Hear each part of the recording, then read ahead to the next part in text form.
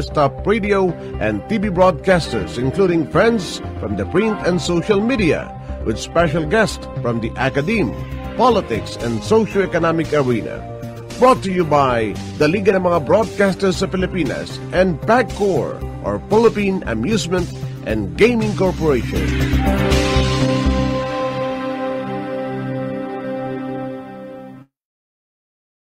Thank you very much. Magandang umaga po ng Huwebes sa ating lahat at welcome po sa ating Broadcasters Forum. Ang issue natin ngayong umaga ay isang current issue na matindi pinag-usapan sa Kongreso at sa Senado. Kasi alam niyo naman, ang paggawa ng batas ay dumadaan sa Kongreso. So that sa mga ito, ang pag-usapan natin ay legalization ng medical marijuana. Ito po ay dapat na dumaan sa Kongreso.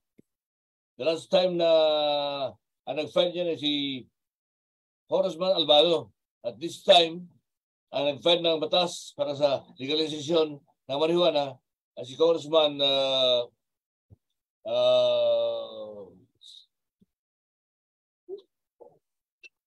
nakalimutan ko na sino nag-file. Si Congressman Alvarez ng Davao.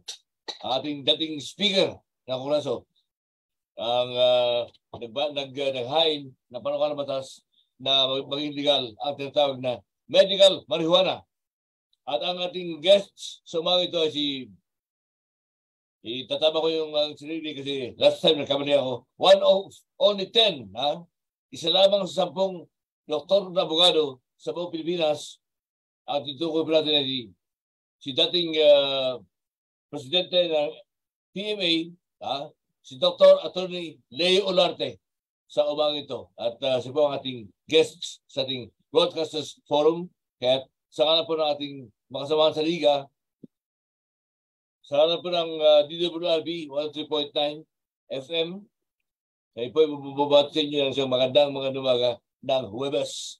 At without much adobo, sabi nila, pabatiin natin ng magandang umaga si Dr. Leo Olarte. Dr. Leo Olarte, how are you? Good morning. Magandang umaga sa iyo, Lakay, at sa lahat mong tagapanood, tagapakinig, taga-subaybay. Dr. Leo Olarte po, ang inyong lingkod. So, hindi ako nagkamali doon sa aking pagpapakilala sa iyo na isa lang 10 doktor na abogado sa buong Pilipinas. Yes, sa aking pagkaalam. Tama po yan. Okay. Ang pag-usapan natin ay tama ba ang ngayon ng panahon ng legalization ng medical marijuana? Ano ba ang ibig sabihin ng medical marijuana? Doc, Attorney. Okay. Itong medical marijuana batay sa ating nalalaman ay isang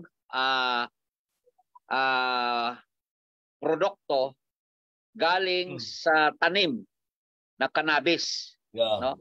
Okay, cannabis na itong cannabis na ito ay matagal na ginagamit na gamot, no? Mula pa noong panahon noong bago pa pinanganak si Jesus. This is 2723 BC before Christ, no?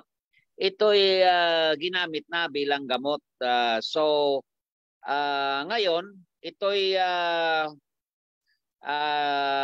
napag-alaman na aprobado na pala ito sa 30 bansa, no? Canada, America, Netherlands, Finland, Norway, Belgium, Netherlands, Luxembourg, Switzerland, no? At ito pala ay ginagamit na talaga na bilang gamot para sa cancer, multiple sclerosis, epilepsy, rheuma, mga matinding sakit na hindi napapagaling ng ibang gamot, sleep disorders, at yung mga komplikasyon sa chemotherapy ng cancer, ginagamit pala itong cannabis. So, mayroon tayong tinatawag na medical cannabis dahil ang medical cannabis na yan na ginagamit natin, yung parte ng cannabis na nakakagaling, yung cannabidiol. cannabidiol, CBD. Yun ang gagamitin natin, hindi yung active ingredient na tetrahydrocannabinol. Hindi po yan. Yung ginagamit dito na parte ng cannabis is yung CBD or cannabidiol dahil yan ang nakakabigay ng therapeutic effect. Pero importante, kailangan ng approval ng Kongreso. Yes, kailangan may batas na magli-legalize, to legalize and regulate strictly regulations ng paggamit nito at hindi ito magiging gagamitin lang kahit sino-sino na aabusuhin na mapupunta sa abuso at magiging sagabal o magiging delikado para sa ating komunidad. Well, ang ating kasama si Tol. Kami ni Bilyasa ay nasa linya natin eh. Siguradong may tanong sa iyo. Doc Leo. Yes. Milo, go ahead. Good morning. Video Force. Good morning. Lakay, good morning, Attorney Doc Leo Olarte. Yes, kamusta, Brad? Of the 10 doctors na dalawa ang mabibigat na lisensya, no? Yes, Doc, yes. Ang una kong tanong, Doc, no, my first question, ilang variety ba itong marijuana? Diba yung big palay, maraming variety? How about itong marijuana? Ilan po ang variety? Maraming variety, mga 100 varieties ito or strain ang tinatawag, strain or varieties. Pero ang importanteng variety lang na talagang makakatulong para sa atin yung CBD or cannabidiol. Yun lang ang ating gagamitin kasi hindi ito psychoactive, hindi katulad ng active ingredient na THC or tetrahydrocannabinol. Yun ang talagang hindi natin gagamitin yung tetrahydrocannabinol, yung active ingredient. Ang gagamitin lang natin dito yung CBD or cannabidiol kasi yan ang nakakabigay ng magandang epekto para sa ating kalusugan at sa ating mga sakit. Pwedeng gamot para sa mga sakit. Yung mga marijuana na nahuhuli dyan sa Mountain Province, ito ba ay isa sa mga variety na pwedeng magamit po natin? Pagka cannabidiol lamang ang gagamitin natin na manggagaling dyan, pwede. And ito ay na-approval na ng Kongreso, mayroong batas na legal at regulated na pwede na natin gamitin yung cannabidiol, yung CBD. Pero yan ay striktong gagamitin sa mga pasyente lamang na rehistrado sa tinatawag nating medical compassionate cannabis compassionate center na itatayo sa mga level 3 hospitals under the Department of Health. So hindi basta-basta kung sino-sino lang ang pwedeng gumamit. Hindi. Yung mga pasyente na gagamit dito ay yung rehistrado sa MCC, tawag nila Medical Cannabis Compassionate Center na itatayo dito sa mga hospital. At ang mga doktor lamang na rehistrado din sa Department of Health na mayroong lisensya na S2 or narcotic license ang pwede lamang mag-reseta dito. Hindi basta-bastang kahit sino lamang. Rehistrado yan sa Department of Health and mahigpit na sinusubaybayan. Mayroon tayong electronic prescription monitoring na minomonitor yung pagreseta ng cannabidiol. Magandang development pala yan, Doc, dahil kung i-extract sa ating mga marijuana yung sinasabi ninyong ingredient na yon, that would mean parang pharmaceutical industry ang itatayo dito sa atin. Yes. Income po yan. Income ng government at income din ng mga tao doon. Yes. Magiging source of income nga ito para sa ating gobyerno at para sa pagpapaunlad din sa hospital na mayroong tinatawag natin na Medical Cannabis Compassionate Center diyan sa ospital na ito. Kalahati sa kita nito pwedeng gamitin ng ospital at yung kalahati mapupunta sa gobyerno. So kailangan po na yung mga plantation dito will be regulated. Hindi ba? Yes, yung mga plantation dito ay nasa tinatawag na yung lock close closet lamang. Hindi pwede na itatanim kahit saan. Merong aprobado na lugar na tinatawag na closet key. Merong susi, aprobado ng PDEA at ng Department of Health na doon lamang magtatanim. Pag nagtanim ka sa ibang lugar, hindi pwede. Illegal yan. So dito lamang sa pwesto na yan, pwede magtanim ng cannabis. Doon sa aprobadong lugar na talagang closed, no? And well monitored ng ating PDEA at Department of Health. Ang karamihan kasi ng mga drugs natin ay imported. Yes. At nawawalan tayo ng dollar at may kamahalan. Ano? Ngayon kung ito ay papayagan ng ating mga legislators, no? Lower House at saka Senate, then maganda ito dahil magkakaroon tayo ng pharmaceutical industry in the Philippines. Magiging umpisaw yan. Hindi na tayo aangkat. Hindi ba, Doc? Yes. Correct. Kasi yung ating tinatawag na medical cannabis, Medical Cannabis Compassionate Center, siya lamang ang pwedeng magbenta sa cannabis na ito or cannabidiol. Hindi pwede na ibebenta sa pharmaceutica ito. Yung cannabis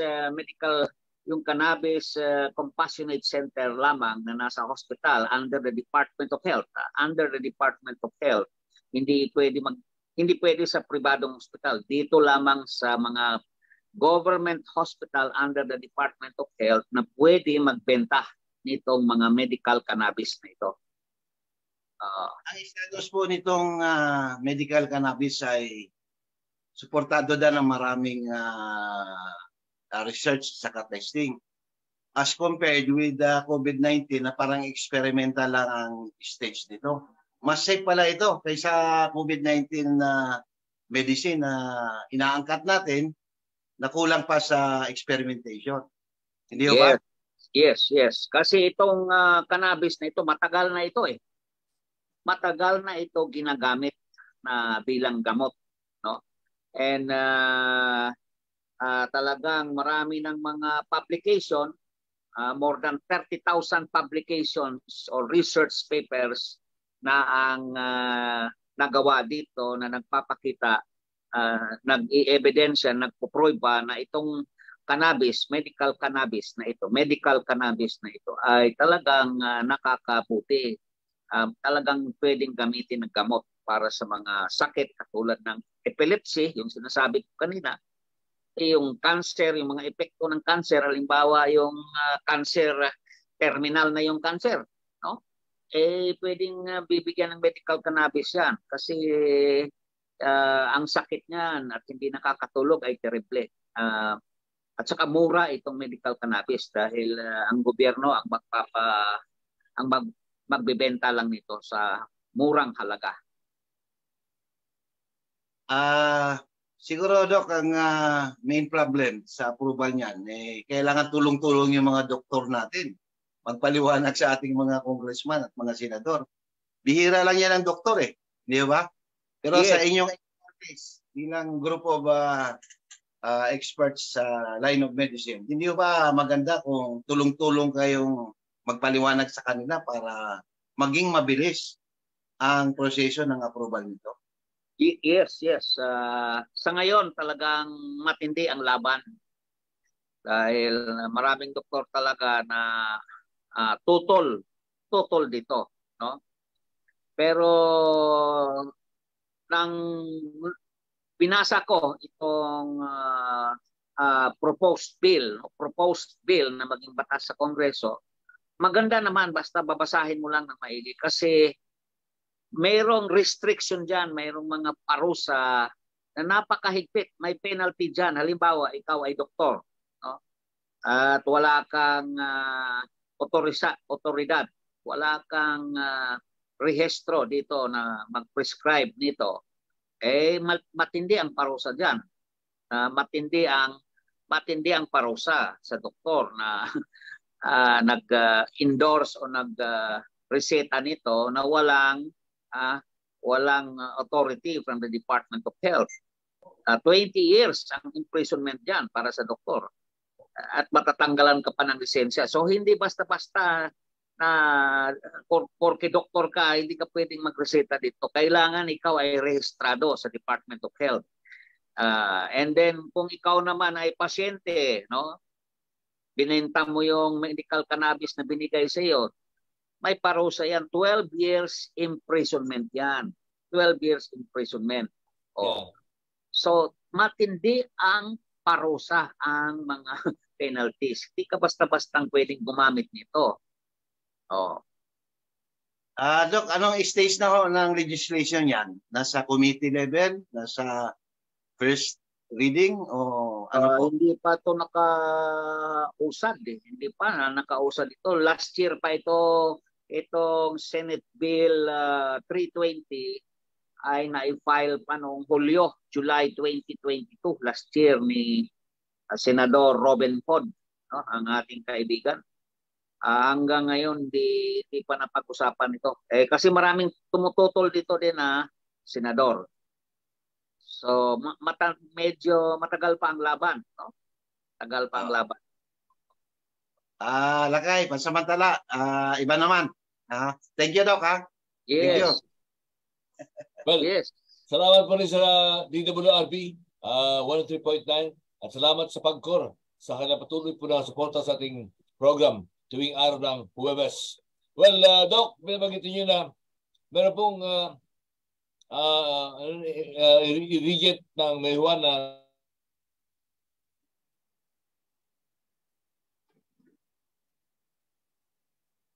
Hello. Nawala ka, Lakay.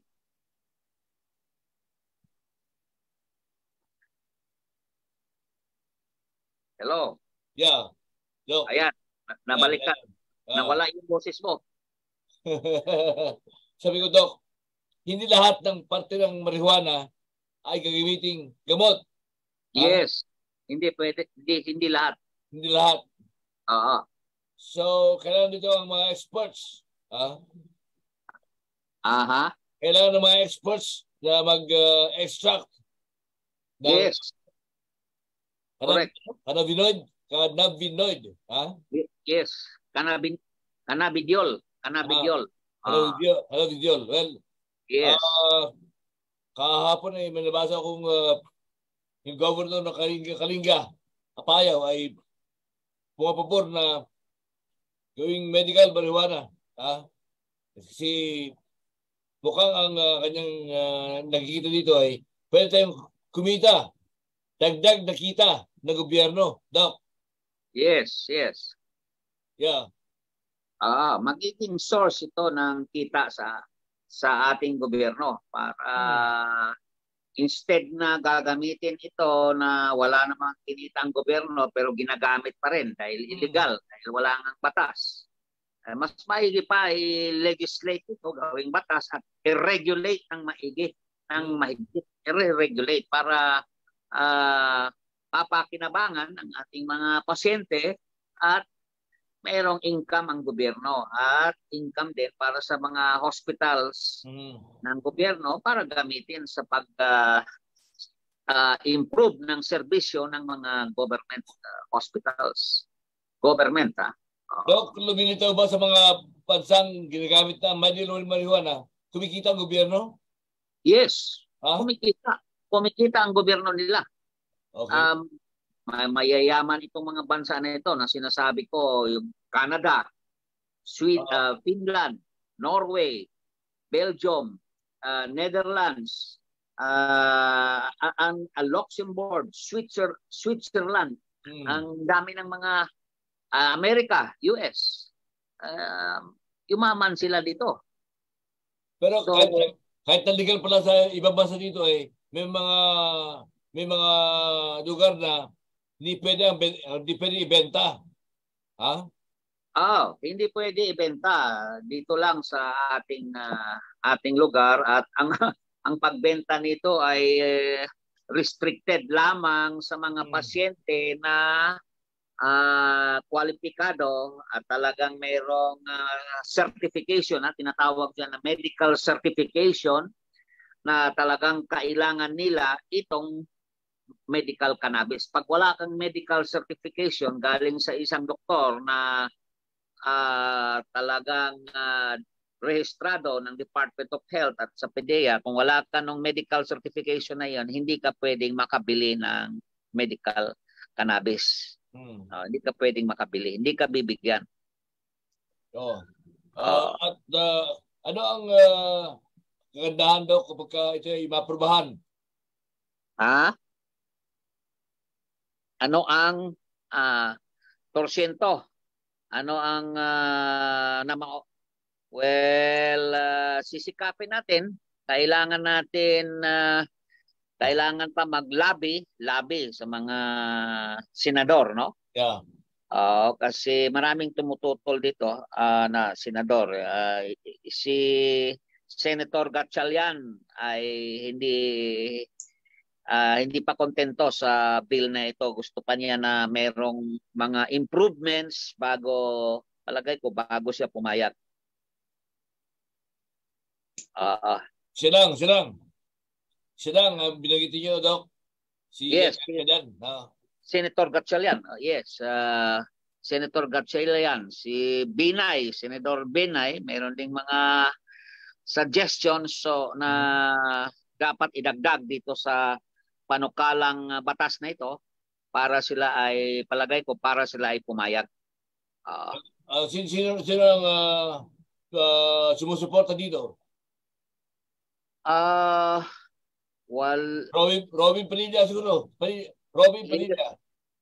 Robin Padilla kasi siya ang main sponsor, siyang principal sponsor dito sa Senado. Dito naman sa Kongreso, sa lower house, yung si Congressman Albano naman.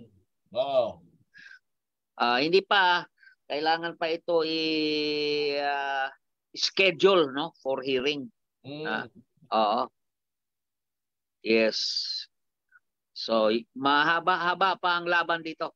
Mahaba pa ang laban. Mahabang panahon pa.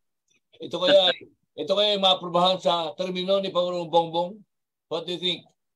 Maaari kung gagawin na priority bill. Yeah. Kung gagawin na priority bill ito ni President Bongbong, maaring makalusot ito, makapasar ito. Pero kung hindi niya gagawin priority bill ito, malabo pa na makalusot. Well, we have another 5 years, 5 taon pa ang term ni Pangulong Bongbong. Gawin niya ang maglabi siya sa kanyang mga aliado diyan sa Kongreso at saka sa Senado at gawin niyang priority bill para makapasar ito. Otherwise, hindi makalusot. Okay. Inabangan ko pa yung kasama natin sa liga na magtatanong. At Milo, ikaw na. Milo, ikaw na. Milo, nandiyan na. Doc, yan. I'm back, Doc. Yes. I am back. Magandang umaga. Doc. Sa inyong mga research po, ay parang nabanggit ninyo na meron ng FDA, kaya lang masyadong mahigpit. Totoo po ba? Yes. Pinapayagan na ng FDA na mag-import. Pero napaka-stricto, no? Yeah. Ngayon, if ever na mag-aprobahan ito ng legislation po, ano ang magiging diferensya ng ngayon na pinapayagan naman na mag-import at saka yung malegalize talaga? Ano magiging diferensya? Magiging maluwag ba ang FDA as far as Yes. allowance? Hindi pa tayo nag-i-import nito sa ngayon. Hindi pa tayo nag-i-import.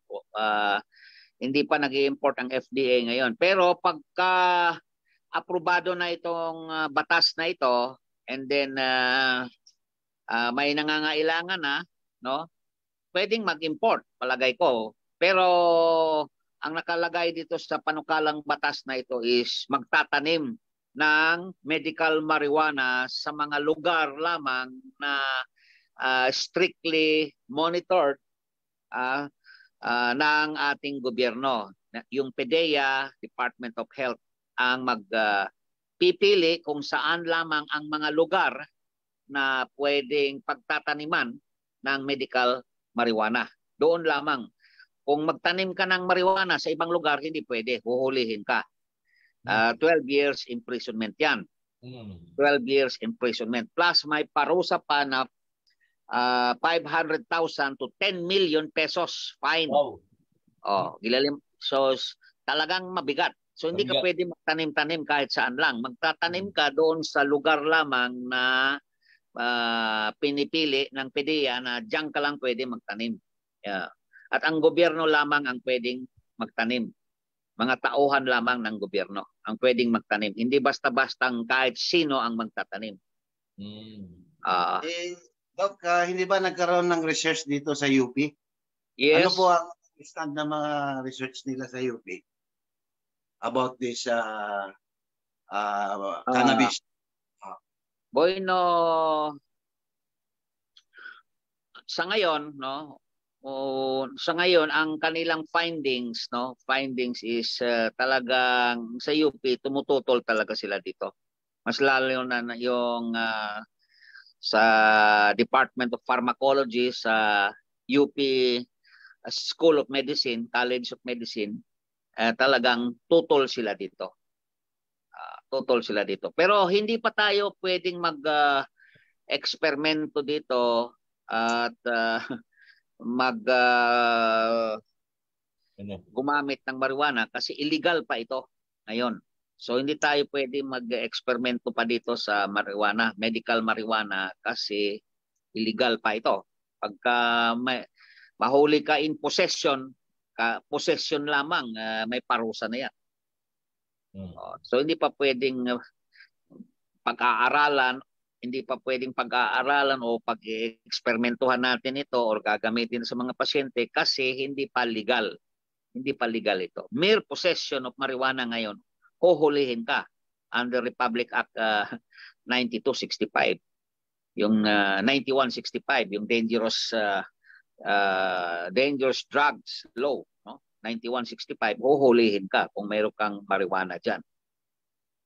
So hindi pa mas pwede. Mura pala ito, Doc, ano? So may mas mura siya. Yes. Yung ginagamit ng mga cancer patients. Yung cancer patients, anong mga ginagamit nila para maibsan yung pain na nararamdaman nila? Yung mga cancer patients as of now, anong ginagamit nila? Mayroong mga gamot na ginagamit nila. Yung for halimbawa itong tinatawag natin na morphine. Morphine. Ginagamit yan. Ginagamit yan sa ating mga pasyente na mayroong mga matinding sakit. Pero ang sinasabi nila, yung ibang mga pasyente ay hindi umiepekto yung mga gamot na yan. So ang gusto pa nila talagang marami pang mapagpilian katulad nitong medical marijuana, para pwedeng gamitin sa matinding sakit, no? Chronic, tinatawag na chronic intractable pain, chronic intractable pain. Gusto nilang gamitin itong medical marijuana. Yes. Doc, I will give way to sa kaibigan natin na kasama natin sa Nabuhay. Yes. Si Rene Tiangco. Nakita ko nila. Rene, pre. Yes, good morning, Doc. Good morning. Good morning. Yes, good morning, Rene. Brad Rene, good morning. Yes. Itong legalization ng medical marijuana, ilang beses na rin nung tinalakay sa Kongreso ito siguro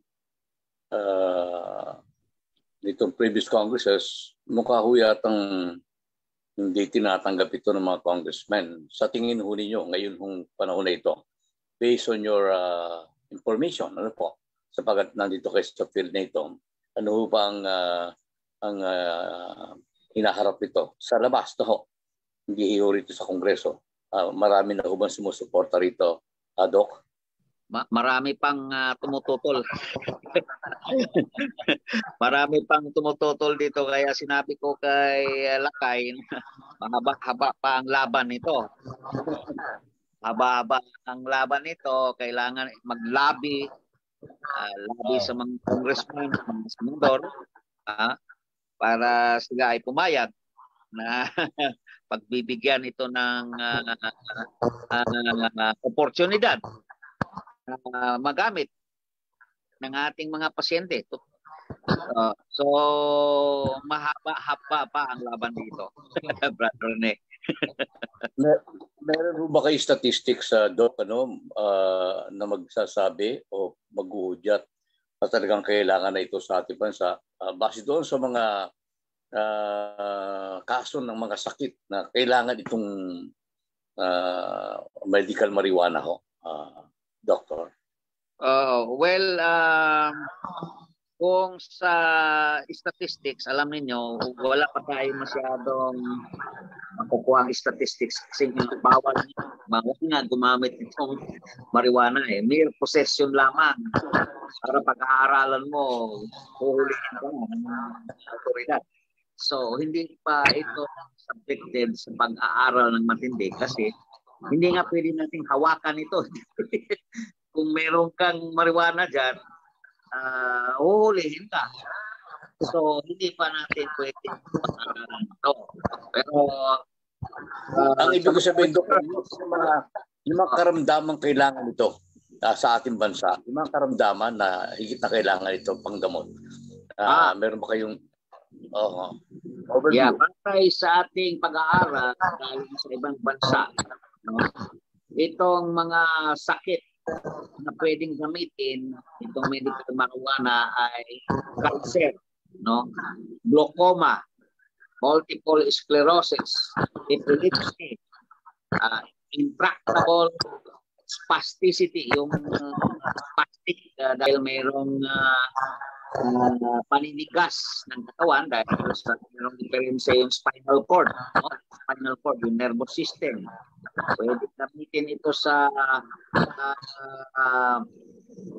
yung sa hospice, in comfort care, hospice, in comfort care, pagka nasa terminal cancer ka na, chronic, matagal na ang sakit na dadanasan mo at hindi kaya ng mga gamot na kasalukuyang ginagamit ng mga doktor, At mahal yan, yung mga gamot na pwedeng gamitin itong marijuana, medical marijuana, dahil mura lang ito.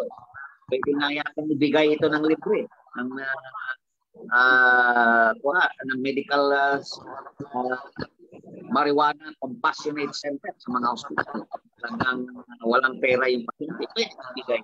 Kasi dito lang ito ginagawa sa ating bansa. So maraming mga sakit, yung mga migraine, yung sleep disorder, hindi ka makatulog, and yung mga komplikasyon sa mga chemotherapy, yung ginagamot ng cancer, chemotherapy, yung pasyente dyan, nagkaroon ng nagsusuka, or hindi makakatulog, ayan, pwede kita ng medical marijuana yan. So maraming mga pwede paggagamitan ng medical marijuana. To put an end, Doctor, sa mga debate tungkol dito, sa tingin nyo, panahon na rin para pag-aralan ito ng ating pamahalaan, lalo ng Department of Health, kung may patunay nga na magsasabi ng medical marijuana ay talagang nakakagamot ng pangunahing sakit na dinadanas kayo ng ating mga mamayan, Doc. Yes, panahon na talaga ng pag-aaralan ito. No? Pag-aaralan ito. Pero bago mapag-aralan ito, para magkakaroon tayo ng oportunidad na mahawakan natin itong marijuana na ito, para pag-aaralan natin, kailangan lagay muna sa batas na illegalize din ito. Pwede nating hawakan at pwede nating pag-aralan. Kasi sa ngayon, hindi ko pwedeng Doc, with due respect, Doc. With due respect, may mga studies ang ginawa rito, di ba? May mga studies ang ginawa rito. Yes. Ang ibang bansa. Yun ho bang mag-aaral doon sa mga studies na hindi pa rin papayagan? Kung sakali mga studies na ho yun, hindi na tayo pwede ahawak ng marijuana. Pwede. Ang ating sources ng scientific evidence comes from other countries. Like the United States, Canada, Finland, Norway, Netherlands, Belgium, Luxembourg, sa Switzerland. Doon ang gagaling ang ating mga scientific studies tungkol sa marijuana. Pero dito sa ating bansa, sa ating sariling pag-aaral, wala pa. Hindi natin pwedeng hawakan yung marijuana. Hindi natin pwedeng pag-aaral. Yung ating Department of Health or concerned agency, pwede consider yung mga pag-aaral na sila mismo sumuri kung ito base na sa scientific basis sa simula ng pagtingin dito. Yes, kahit nga yung Department of Health hindi nga pwedeng mag-aral itong Department of Health, hindi nga pwede pa nilang pag-aralan ng marijuana kasi illegal pa yung marijuana. Mere possession ng marijuana, bawal yan. So hindi natin pwede mag-aaral. Ang ating pag-aaral ng base scientific evidence comes from other countries lamang. Yun lang nga po sinasabi ko. Kumbaga, pag-aralin ng mga studies. Yes, kung meron correct. Yes. Doc, alam mo ninyo, sa Estados Unidos, may mga estado dyan na talagang meron ng medical marijuana. Ano po? Yes. Pero talagang bagay ho ang tinutumbok nito kapag kasi na medical marijuana. Una, yung mga layo nito, for medicinal use. At yung pangalawa, recreational use. Kasi parang nabasa ko, meron na rin ibang estado na may pinayagan na rin yung recreational use. Ano ang dapat tumbukin natin dito sa dalawang yon? Well, ang ating tumbukin dito yung therapeutic, yung medical use. Hindi pwede for recreational purposes. Ang ating tumbok lamang dito is for the purpose of medical usage lamang. Opo.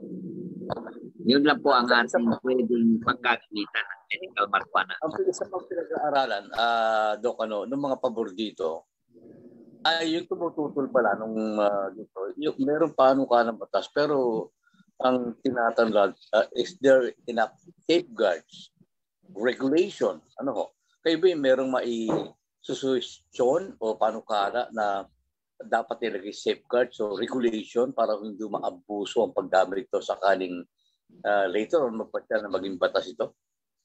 Yes, merong safeguard, no?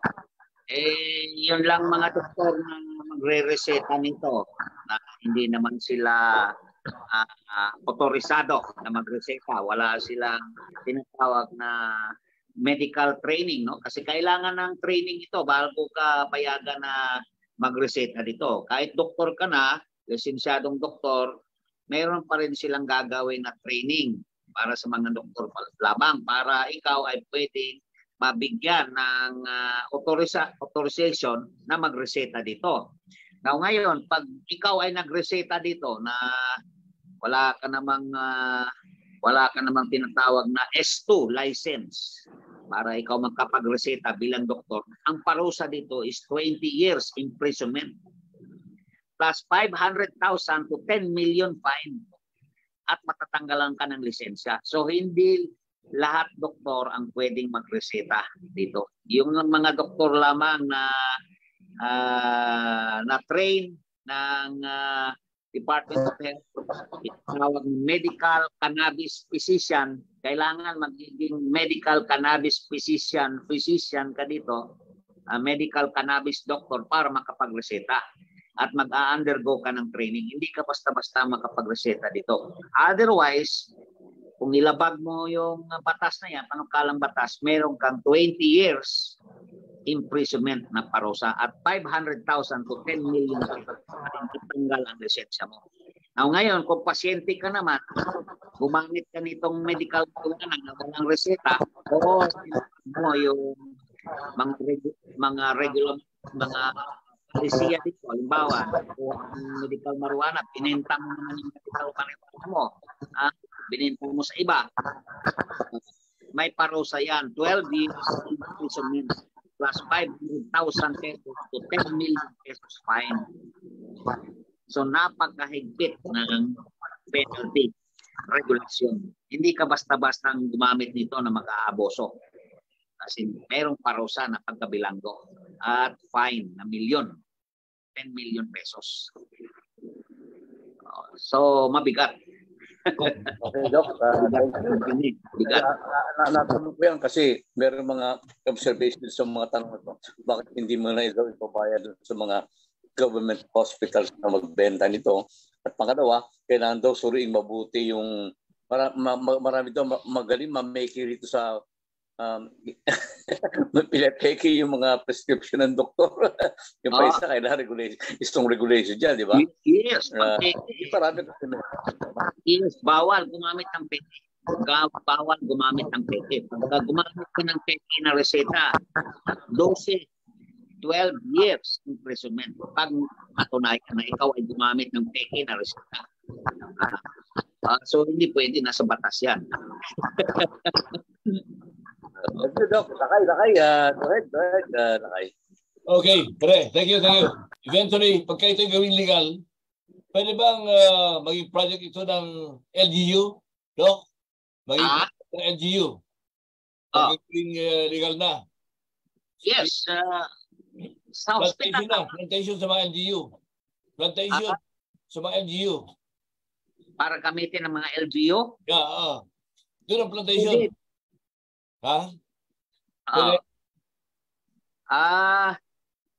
Hindi pwedeng ibebenta ng LGU yan. Ang magbebenta yan yung sa hospital lang. Yung merong medical marijuana, medical cannabis compassionate center sa hospital, level 3 hospital ng gobyerno na siya lamang ang nagbebenta. Hindi pwede yung LGU magbenta kasi baka maaboso. Yeah. O baka nanakawin yan. Sinasabi ko ay dagdag na pagkakitaan, livelihood. Ang LGU ang dapat ay magtanim ng marijuana at sila mag-regulate. Hindi pwede ang LGU ang magtatanim. Ang magtatanim ang mga tauhan ng PDEA at saka Department of Health. Doon lamang sa isang lugar na closed area, talagang gwardyado yan, gwardyado, doon lang magtanim. Mga otorisadong tao lamang binigyan ng authority ng PDEA at Department of Health ang pwedeng magtanim. Hindi pwede kahit sino ang magtanim. At doon lamang sa mga lugar na pwedeng pagtataniman na aprobado din ng PDEA at ng Department of Health. Napakatindi. Lumilitaw, may gwardiya pa pagtatanim. May mga gwardiya, sundalo, mga pulis. Yes, may mga gwardiya. Ang mga gwardiya nga ang nagtatanim ng PDEA. Yun ang magtatanim kasi sila lang ang pwedeng magbigay ng otoridad para magtanim. Hindi pwedeng kahit sino lamang ang magtanim. At doon lang sa lugar na otorisadong pagtataniman. Ang magbigay ng authority yung Department of Health at ang PDEA. So matindi. Matindi pa ang laban dito. Sabi ni matindi. Yes, hindi basta-basta.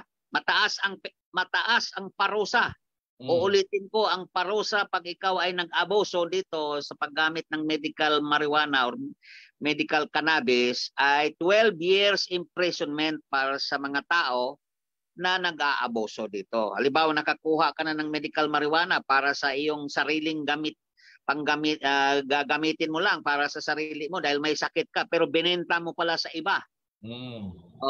Binenta mo pala sa iba. Pag napatunayan na binenta mo yung medical marijuana mo na para sana sa iyo, sa iyong sakit, pag binenta mo yan, 12 years ang imprisonment para sa iyo. 12 years imprisonment as 500,000 pesos to 10 million pesos fine. Napakabigat. Noong panahon ni Rizal, kasi sinasabi sa Pilipinas, si Rizal ang isa sa mga unang gumamit ng marijuana. Yeah. So, Pwede. Noong panahon yun wala pa siguro ang parusa sa mga gumagamit ng marijuana. Di ba, Doc? Yes. Rizal nung panahon niya. Kasi lumilitaw na sa history, siya ang unang Pilipino na gumagamit ng marijuana. Lumilitaw na yan pa binili niya sa pharmacy. Butika. Hindi ko alam kung anong ginamit niya, kung anong sakit niya noon, kaya gumamit ng medical marijuana, Doc. Gumamit si Jose Rizal? Yeah, Maaari.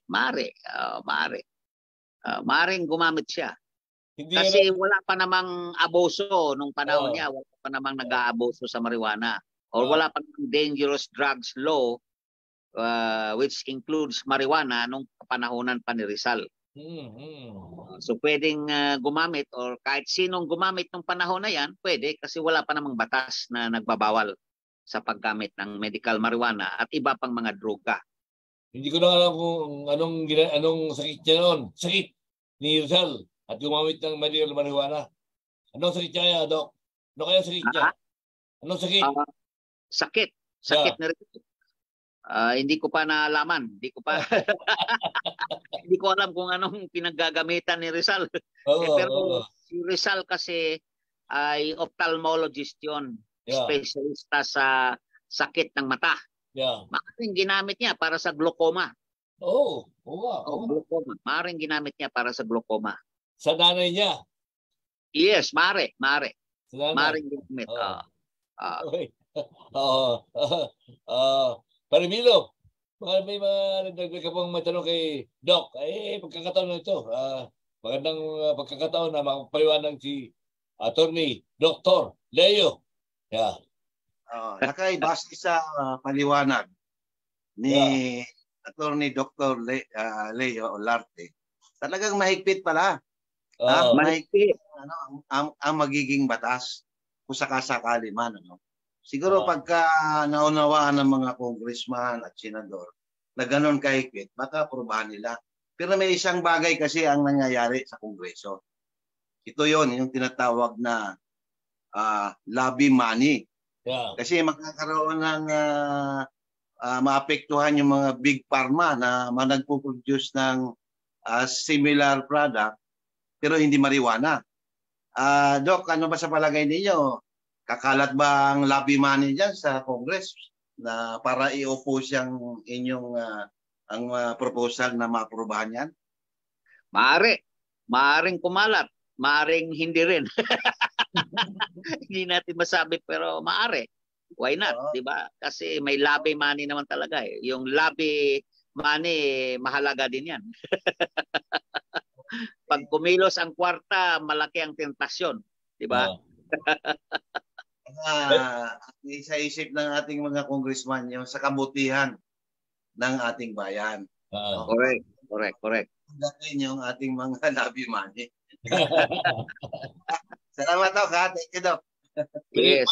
Pwede kayong yung lobby money, Martin sa Malacanang, Doc. Pwede rin. Yes.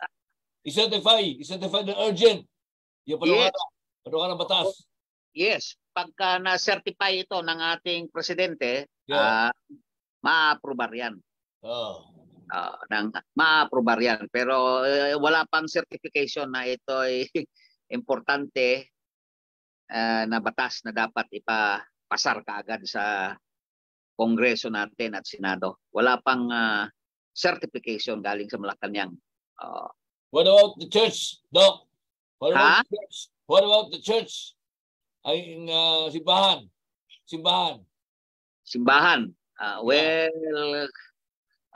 Anong simbahan? Anong tinutukoy mong simbahan? Roman Catholic Church. Roman Catholic Church. Well, yes, totol sila dyan. Totol pa sila sa ngayon. Pero baka lang pero sa ngayon totol pa sila. Ang pagkaalam ko. So mahaba pa ang labanan dito, mahaba pa. What about sa inyo, Doc? Sa inyong asosasyon, sa PMA? Philippine Medical Association ay talagang totol na totol. Totol talaga, matindi ang totol ng Philippine Medical Association. Dahil hindi pa naman kasi nila nabasa itong panukalang batas. Pero kung nabasa nila yung panukalang batas, palagay ko baka magbago sila. Sa palagay ko. Babasahin lang muna nila yung panukalang batas. Dito nga sa batas nakasabi nga na bawal mag-advertise. Bawal mag-advertise sa pagbenta ng medical cannabis. Bawal i-advertise in printed materials or sa radyo, television, social media, internet, or by paid person, solicitation. Bawal i-advertise ang medical cannabis sa social media. Okay? Internet, yung sinasabi ko, television, radyo, bawal. Kanino pa ang batas yan? Kanino yung batas yan? Kay Albano or kay Senador Robin Hood. Yes, bawal ang pag-advertise dito. And bawal din ang pagbili ng medical cannabis kung wala kang otorisasyon. No? Kailangan meron kang tinatawag na identification card. Department of Health registered identification card na merong alphanumeric identification card at may QR code. Ay hindi ka basta kailangan na merong identification. Alphanumeric at QR code bago ka makabili nito at mayroon kang sertifikasyon galing sa doktor na pwede kang bumili nito sa medical cannabis compassion center ng mga hospital ng gobyerno. So matindi ang regulasyon. Matindi ang regulasyon sa batas nito. Pag nahuli ka na lumabag ka dito, 12 years imprisonment. Kung doktor ka, 20 years imprisonment plus 500,000 pesos to 10 million pesos fine. Yang parusa na yan, matindi. Hindi ka pwedeng basta-bastang gumamit dito na walang indikasyon para sa mga sakit na sinasabi natin. So hindi kahit sino-sinong doktor lang ang magreseta, hindi pwede. Kailangan doktor na mayroong narcotic license at lisensyado sa PRC. Special na lisensya pala? Special license? Special license? Yes. May kakaiba lisensya? Special license? Yes. Yung S2 na tinatawag, narcotic license. S2. Kailangan mag-apply ka sa PDEA or sa Dangerous Drugs Board ng lisensya para pwede kang mag-reseta. What about yung edad, Doc, sa paggamit? Edad na paggagamit ng medical cannabis? Mga edad? Edad? Pwedeng gumamit dito, depende sa doktor. No? Depende sa discretion ng doktor. pwedeng gumamit, pwedeng i-reseta. Mm. Yes, pwedeng i-reseta ito. Depende sa discretion ng doktor. Kung above 18 years old, pwede. Below 18 years old, pwede rin. Basta merong indikasyon na kailangan gagamitin. May katuwiran na gagamitin yan. Pwedeng gamitin. Halimbawa, bata na maliit. Yeah. May epilepsy, nagko-convulsion. Yeah. Yung bata, hindi naman na gagamot ng ibang gamot para sa epilepsy or mahal yung gamot na yan para sa epilepsy. Pwedeng gamitin itong medical marijuana kasi mura lang. At pwede pang yatang ibigay ng libre ito ng Medical Cannabis Compassionate Center. Pwedeng ibigay na libre kahit bata. May epilepsy yung bata. Pwedeng gamitin ito. Itong medical marijuana.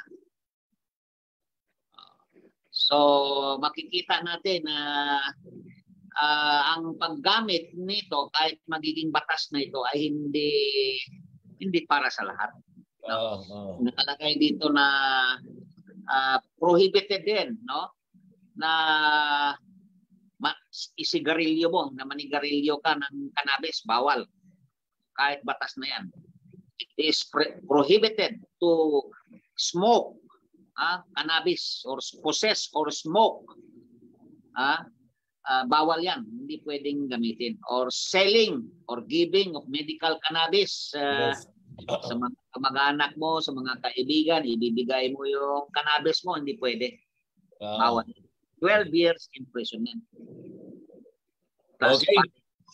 Doc, Attorney, salamat. Yes. Thank you for joining us sa ating forum ngayong umaga. At salamat kay Hernán ng DWRB 103.9 FM. Salamat sa pag-core.